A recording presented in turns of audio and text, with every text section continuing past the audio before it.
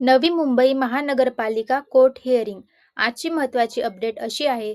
सुनावणी आजच संपली. ऑनलाईन असल्याने काही मुद्दे मिस झाले, पण मुख्य माहिती अशी आहे. कोर्टाने अर्बन डेव्हलपमेंट डिपार्टमेंट व मुख्य सचिव महाराष्ट्र राज्य यांना आदेश दिला. कंत्राटी कामगारांना कायम करण्यासाठी विशेष योजना तयार करा. 4 आठवड्यात ही योजना तयार करून कोर्टात ॲफिडेव्हिट दाखल करणे अनिवार्य. पुढील सुनावणी तारीख 13 जानेवारी 2026.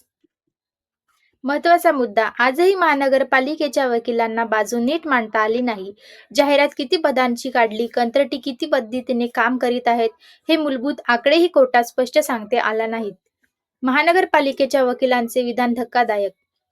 नेत्यांच्या शिफारसीने पात्रता नसताना इरेग्युलर पद्धतीने कंत्राटी कामगार घेतले गेले, त्यामुळे ते पात्र नाहीत असे कोर्टाने सांगितले.